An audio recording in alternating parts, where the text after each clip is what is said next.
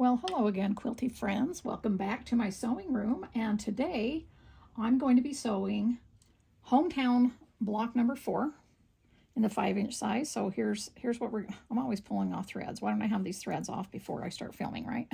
So here's the 5-inch size. I'm just going to go through these like a deck of cards and show them to you.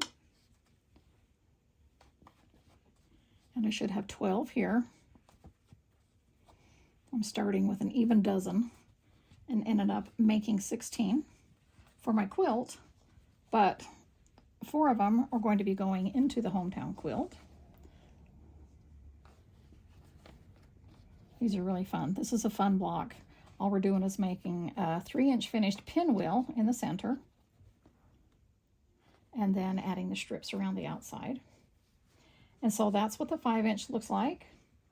And this is the 10-inch. And of course, I'll be giving you the recipe, the cutting recipe for both. They're both sewn the exact same way, just finish at 2 different sizes. So when I say 5-inch block, you know, this measures 5.5 inches now, but it'll measure 5 inches in the quilt.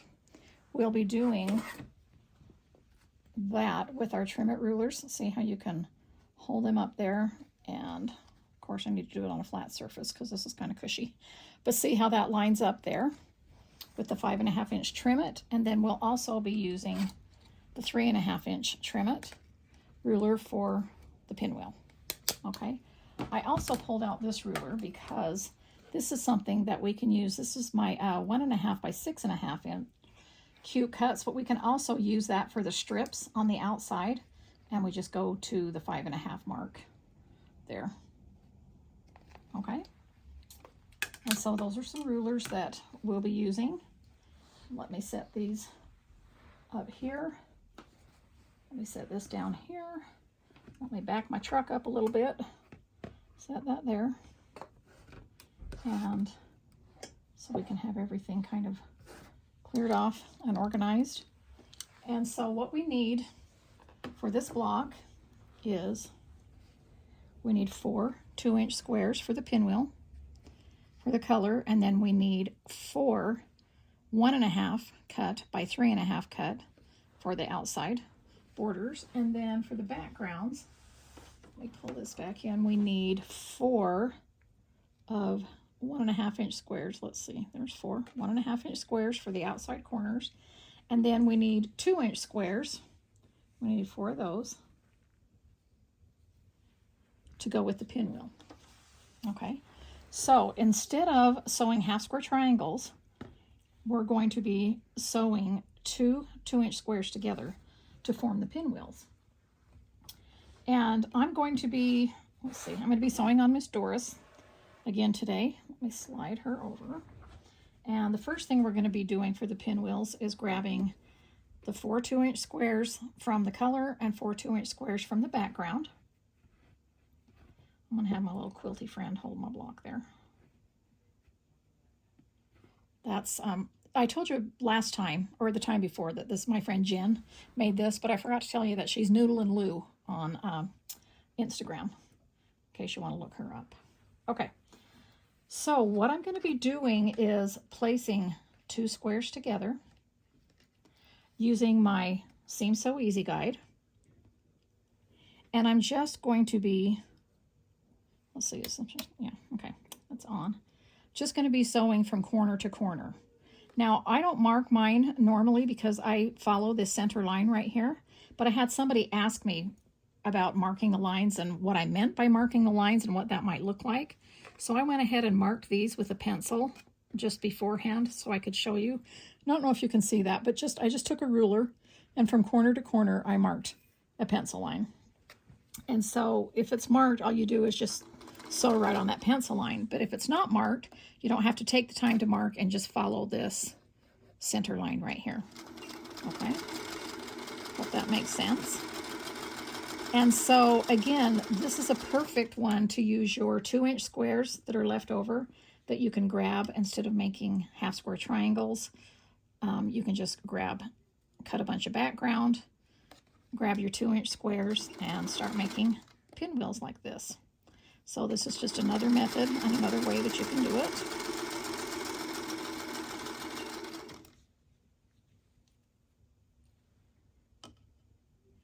And so each of these, because these are cut 2 inches, each little segment will measure finished 1.5. And so that's half of 3 inches, which will be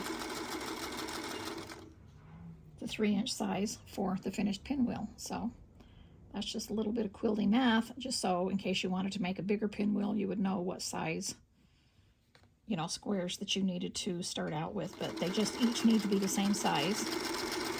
And remember, you just add your 1/4-inch seam allowances, you know, and allow for that. Okay, let me grab, in fact, let me put on some of this real quick.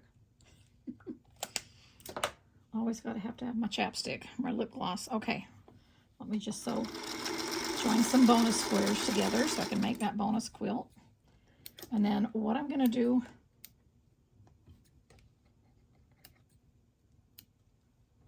with these is, before I trim off the other half, I'm going to go ahead and set my seams. I like to set them. See how you can kind of see these aren't exactly flat? They just never are when you sew through. But I like to make them flat before I trim them off. Okay, and then I just grab a larger pair of scissors and I just trim about 1/4 inch, or a little larger. I don't like to trim less than 1/4 inch when I'm pressing open, because I want those seams to be able to lay down easier instead of just wanting to pop back up.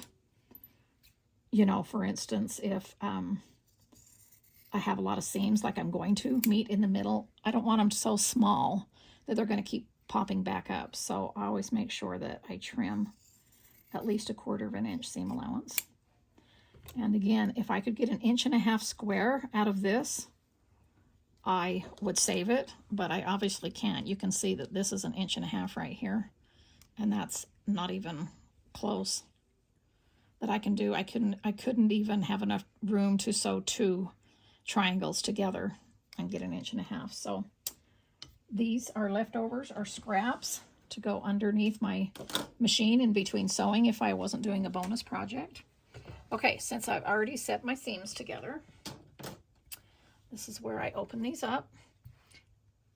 And now they are 1/2 square triangles, and I still try not to stretch them out. I just open them up, put the roller over them so that I don't have any pleats at all. It's completely open. And I usually go from the center out. I just learned that that's the easiest way, meaning I start rolling from the center this way and this way, because I think that if I started this way, it just gives more chance for it to roll a pleat into it when I'm trying to get the pleats out. So I usually, from corner to corner, do that, and then I'll just line them up this way. And then I just make sure each one is all the way flat like that. Now, because these are a little bit larger, I think I'll use 2 clappers. Put that one there, put that one there. If I have extra clappers, which sometimes I do, then I'll just stack them on top of there, and I'll sit there and let them cool for a minute. While I'm doing that, I can go ahead and start constructing these outer little borders of the block. And I'm just going to lay these out so I know exactly how they go. No mistakes. That doesn't mean I don't ever make mistakes, but this cuts down on them immensely by using design boards. Okay, so that's how it goes, and I'm not going to do anything with these 2, but I can go ahead and join these into a row. And I'm just going to be using an accurate 1/4 inch seam allowance and using this red line right here. I usually try to go right down the middle of the line, but when I'm taping this onto my machine with my washi tape, you know, I have just a lot of different washi tapes that I use, and I like them because they're not permanent. but yet they adhere it down. They don't leave a residue on your machine or anything like that. But what you're doing when you're adding this onto your machine, you line up this center line with your needle and then find any other straight lines. That's why I designed this as a graph, so you can find straight lines on your machine to go this way and this way. Because even if you line it up with the needle, if it's going crooked a little bit this way, you're not going to be accurate. So it needs to be lined up both ways. So you don't just want a long strip like that lined up with the needle. You need it to be lined up this way and that way. Hope that makes sense. All right.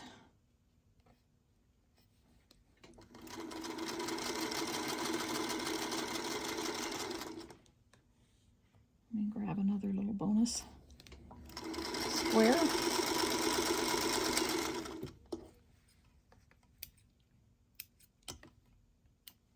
Put those in the bowl to press. I'm going to just bring these over. Might as well, because I think these are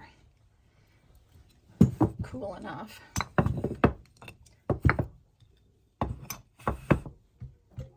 Yep, they're nice and cool. So I'm just going to put those over there. Just kind of do little sections in between the other sections. And this block will be done in no time. Okay, I'm going to grab a clapper that is not warm, that I haven't used, so that can absorb the maximum heat. And then this is what you want to do, and especially for a pinwheel, this is where you really want to use your design board and lay it out the way that it needs to be sewn together. So that's how you're going to lay that one.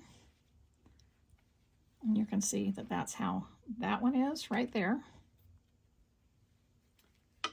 That one goes like that. And that one goes like that. So see, you've got a line that goes like this with the color on this side, the color on that side, a line that goes like this with the color on the bottom and the color on the top. And then I'm just going to join these two together. Now these little half square triangles should measure 2 inches at this point, just the same measurement that you cut the 2 squares when you sew them together. They'll just measure 2 inches. They'll just be half square triangles now instead of a solid square.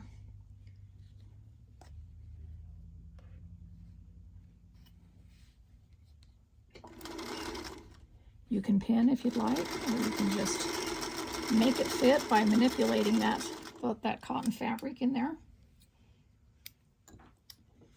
Let me grab another. Whoops. Got an extra on that one.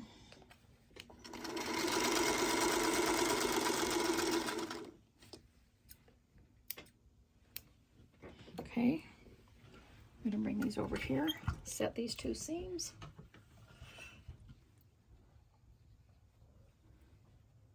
Open them up. And now right here in this little intersection, each step of the way I make each seam allowance flat as possible by rolling this, and then it really helps. You don't have a problem at all when all these pinwheels meet in the center. Okay, I'm going to grab one that is cool. Put that there. In the meantime, these are nice and flat and cooled off. And now I'm going to go ahead and put the other 1.5 inch square on the other side. This is going to be a really quick, fun and easy block. And don't you just love pinwheels? They're just a classic.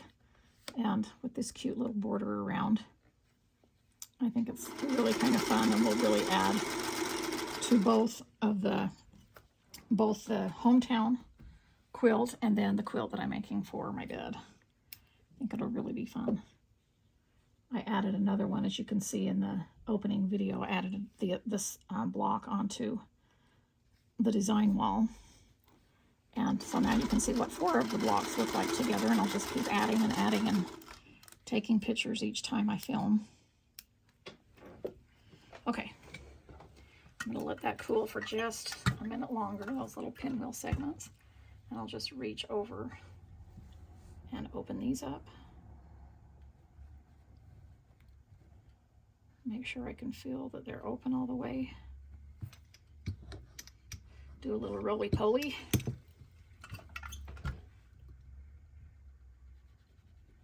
8 or 10 seconds on the iron. Pick a cool one and lay there. Okay, now let's see what these look like. Okay, those look nice and flat, and we're going to turn them around like this, and we're going to fold that over, bring it over to the machine, and sew an accurate 1/4 inch seam allowance. So we're going to start there. I'm going to let that needle hold that down, and I'm going to line this center line up right here. And so I can take one of my double pins here. Let's see. I'm sure I've got one in my truck, but I've got one in here too. And I just go from one side to the other. I can hear Reed outside the door. He's got Uncle Sterling walking him around. He's almost ready to walk. He's just 10 months old now, but he is almost walking. Okay, so then I get to that point and I can run over the very tips of that. And then I just make sure that these are meeting at the end, and they are. I can stick this back in my little vintage pin cushion. Add some more squares for my bonus quilt.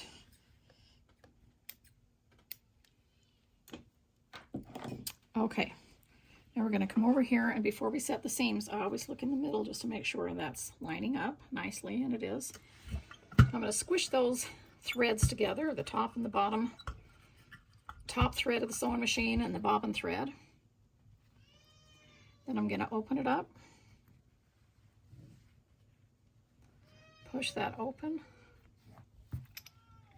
and really push down on that seam there in the middle. Okay, that'll work out because it's flat. Okay, that's cool on top of there. Now I'm going to stack a few on there just to let the weight of that help. And I've got that there at the top, that there at the bottom. Okay, and while we're letting that little pinwheel cool off, I'm going to show you again. So there's the 10-inch block, but that's number 4 that we're doing today. And this is number 1 10-inch block. These are all hometown. Oh wait, I lied. This is number 1. This is number 1. This is number 2. This is number 3 that we just did a few days ago. And this is number 4. Those are really fun. They're growing. There, my little collection of that. Okay, let's see. I feel like I'm checking something in the oven. You know, often when I'm checking to see if these are cool, I feel like I'm opening the oven door. Okay, I think that looks really good. All right, and so now we're going to bring up our 3.5-inch ruler, and we're going to make sure that all these center lines line up. Let me bring it over here flat. I'm always trying to do it not on a flat surface. Okay.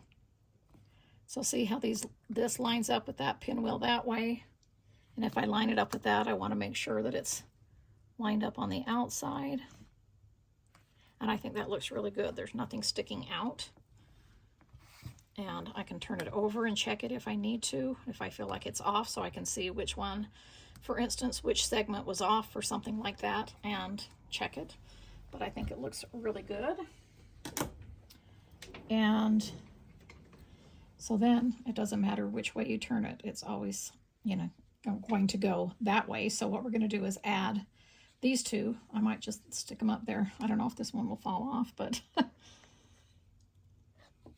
because these are cut 3.5 inches long, this is another good way to check your seams. I know that I cut this 1.5 by 3.5. And so this should match up really nicely with that, and it does.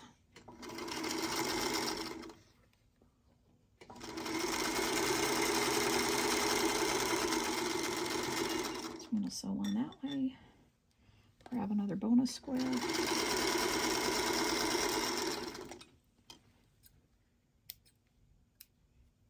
I like sewing 2 quilts at once.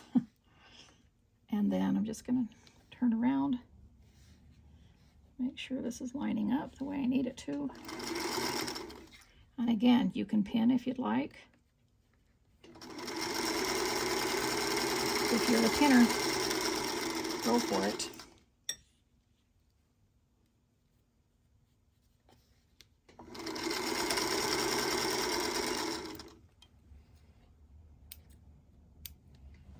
Okay, I've got this over here. Squish the seams. And then I'm simply going to push that back a little bit so you can see. Open it up, roll it, especially where all those intersections meet, where all those seams line up.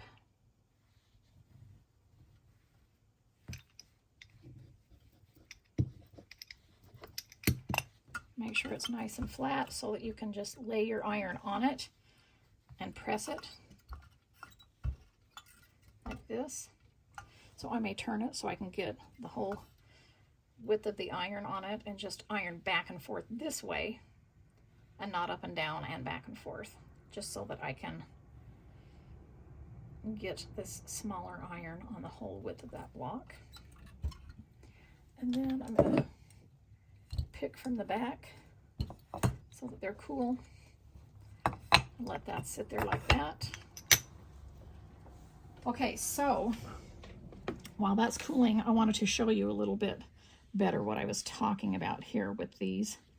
Should now measure still 1.5 tall, what we cut them, but they should, you can check your measurement here, they should be 5.5 inches wide, and all you have to do is just look at the 5.5 inch mark. You know, it goes from 1 to 5.5 inches here on the end of that ruler. And that looks great. And it's just a way to check things and see if you need to do something longer or shorter, or you're taking too wide of seams or anything like that. So these lines right here, you can see should line up. Let me do that again on this one. See how these lines right here, again, I'm doing it on a soft surface, but you can see that these lines should line up on the 1 1/4 and the 4 1/4 where the seams are. And they look good.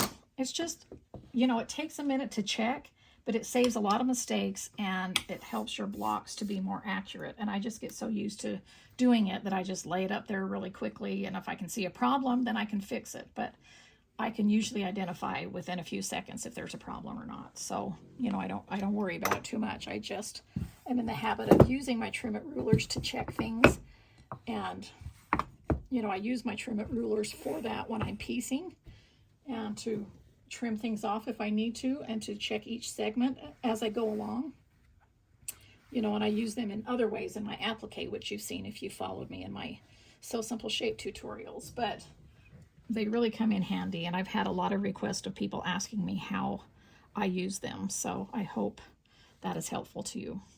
Okay, so now all we have to do is sew one to each side, and I always check when I go to do that to see if there's anything that's longer or shorter.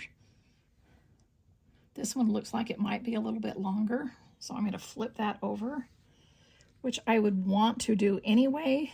The reason I'm flipping it over is because if I have a longer little segment that I'm sewing to a shorter one, I know that the feed dogs is going to pull that in a little bit faster rate, and so it's going to end up being just a little bit shorter, and so that's going to even out.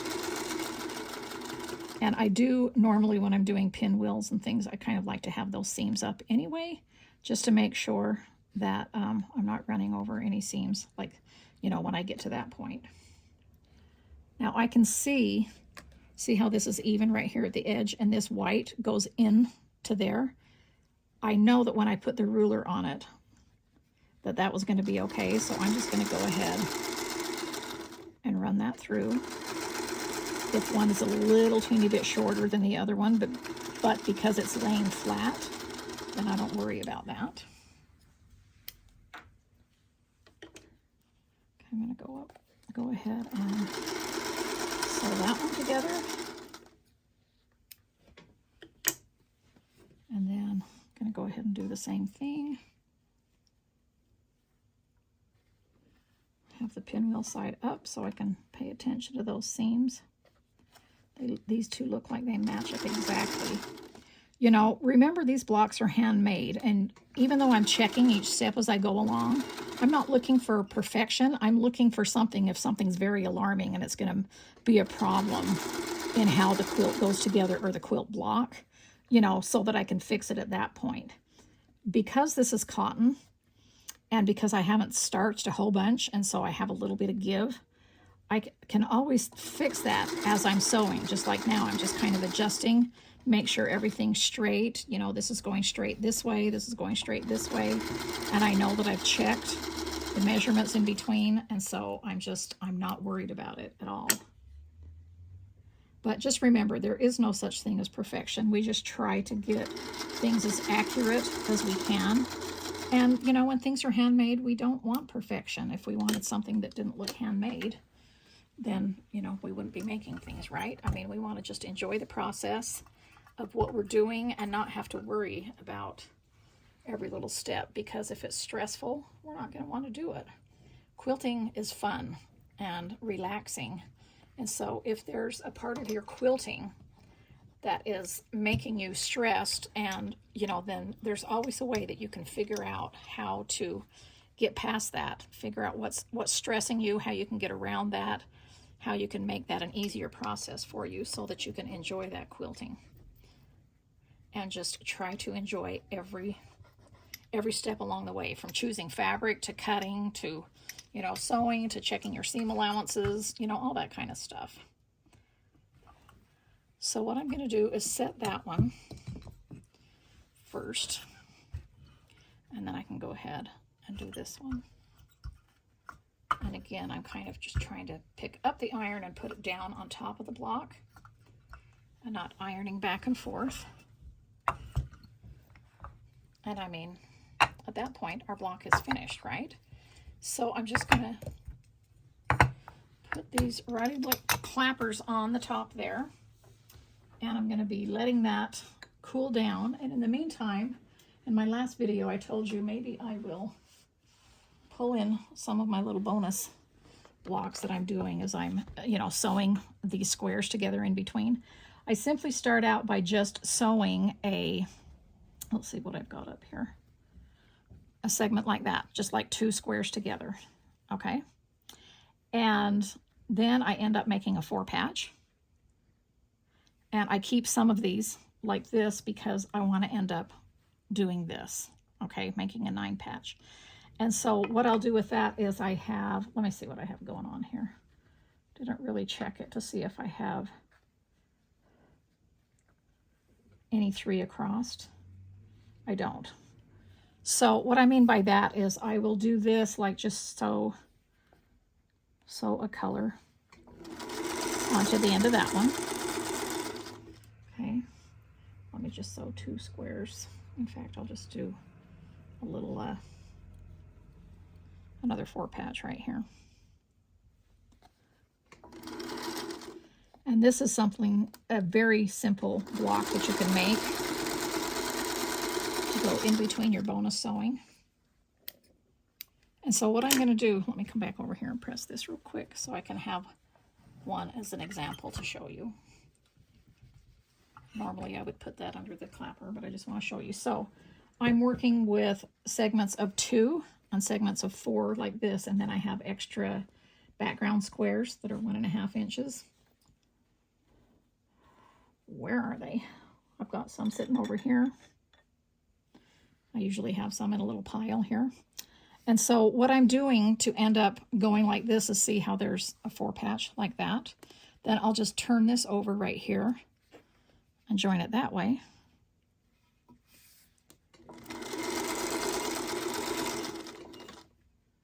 Making sure they line up.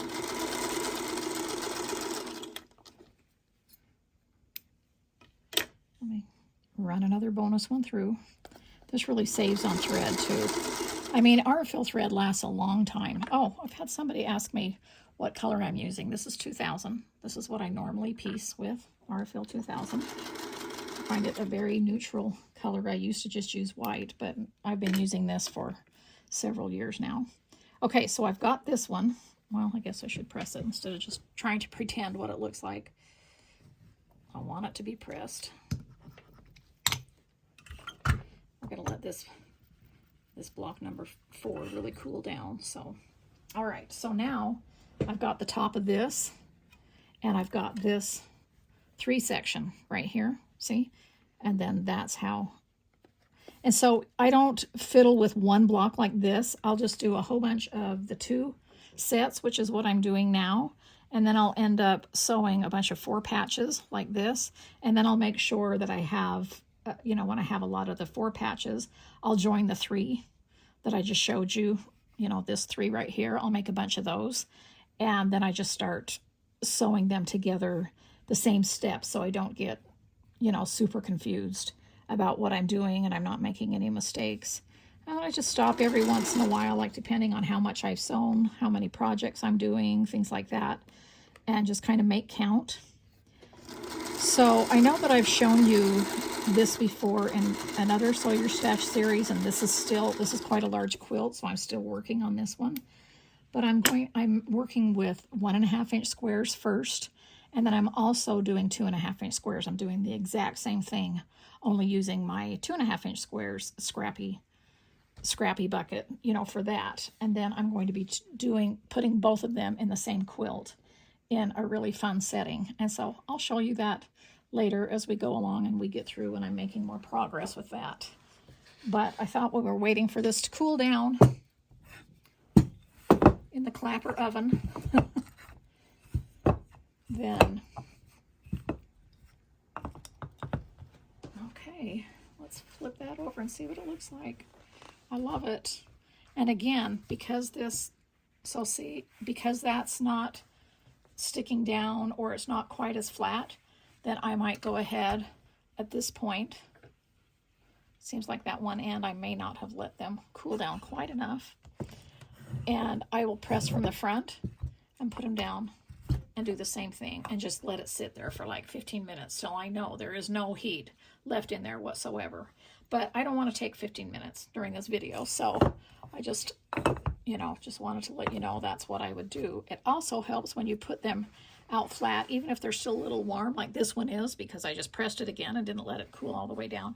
It helps to spread it out on your design board, and because this batting kind of sticks to it, it will help that to dry flat right there. Okay, so now there is our number 4 hometown block in the 5-inch size, and here's the 10-inch size. I hope you enjoyed this tutorial. I will be back in a few days for the tutorial for block number 5. I'll chat with you later.